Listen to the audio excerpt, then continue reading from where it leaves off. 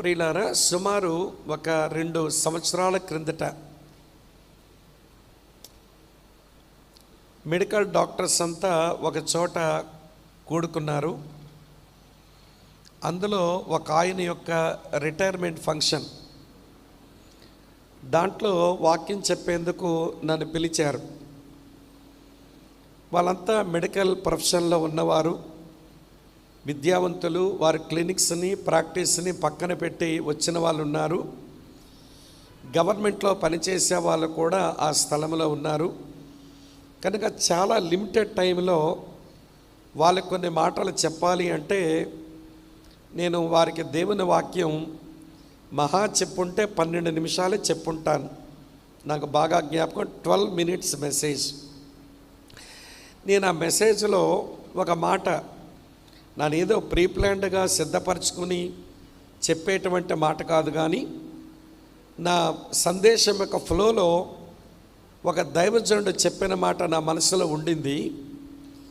ఆ మాటనే నేను కొంచెం ఎందుకో నా ఫ్లోలో అది జ్ఞాపకం వస్తే ఆ మాట ఇలా చెప్పాను.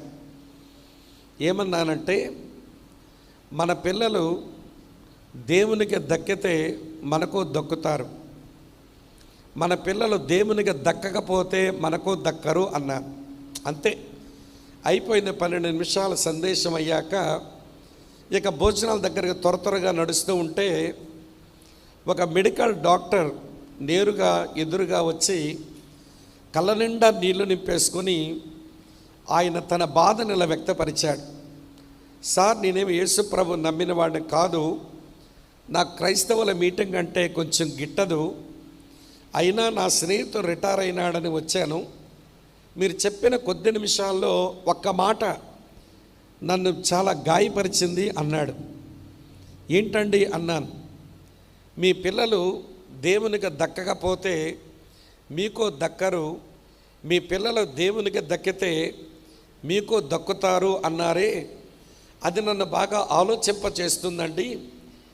నేను జనరల్ మెడిసిన్ చేసిన ఒక ఫిజిషియన్ డాక్టర్ని. నేను నా కొడుకును అలాగనే అతన్ని జనరల్ మెడిసిన్ చదివించాను. కోడలు కూడా గైనకాలజిస్ట్. వారు ఇంగ్లాండ్ దేశంలో వైద్య వృత్తి చేసుకోవడానికి కావలసినంత చదువులు వారిద్దరికి ఇప్పించి చివరికి వాళ్ళు ఇంగ్లాండ్ దేశం వెళ్ళేదానికి అన్ని ఏర్పాట్లు చేశాను. వాళ్ళు ఇంగ్లాండ్కి వెళ్ళిపోయిన తర్వాత ఆరంభంలో తరచూ ఫోన్లు చేస్తూ మాట్లాడుతూ ఉండేవాళ్ళు. సరే, ఈ మధ్య కరోనా వచ్చిన తర్వాత వారు దగ్గర నుంచి ఫోన్లు రావడం తగ్గిపోయింది. చివరికి నాకు, నా భార్య కూడా కరోనా వచ్చింది. కొడుకు ఒక పెద్ద డాక్టర్, అల్లుడు కూడా పెద్ద డాక్టరమ్మ. వారి యొద్ద నుంచి మాకేదైనా వైద్య సేవలు అందుతాయంటే వారెక్కడో మేము చేరలేని, వారు రాలేని దూరంలో ఉన్నారు. కనీసం ఫోన్ల ద్వారానైనా వారు ఏదైనా సలహాలు ఇస్తారేమో అని అనుకుంటే విచారకరం. అడపాతడపా ఫోన్ చేసేవాళ్ళు, అది కూడా 1 నిమిషం, బాగున్నారా, మరి మేము ఉంటాం, చాలా బిజీగా ఉన్నామని ఫోన్ పెట్టేస్తుంటే భలే బాధ అనిపించింది. ఇంత కష్టపడి వాళ్ళని చదివించి ఆ స్థాయికి వెళ్ళే వరకు వారి కొరకు పడవలసిన ప్రయాసంతా పడ్డాం, కానీ ఏమి ప్రయోజనం అని బాధేస్తూ ఉందండి. ఇప్పుడు మీరు అన్నారు చూడండి, మీ పిల్లలు దేవునికి దక్కేలా పెంచితే మీ పిల్లలు మీకు దక్కుతారని అన్నారు.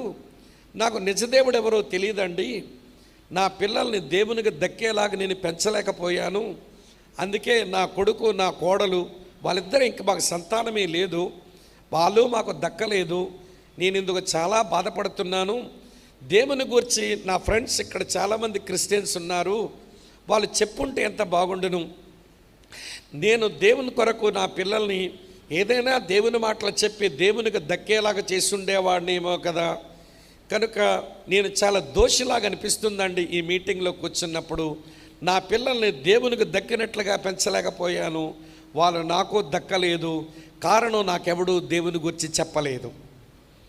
స్నేహితులారా, ఇలాంటి బాధపడే వాళ్ళు మన సమాజం లోపలికి వెళ్ళి మనుషులతో కలిసి మాట్లాడుతూ ఉంటే ఇలాంటి విషయాలు చాలా మన ముందుకు తారసపడుతూ ఉంటాయి.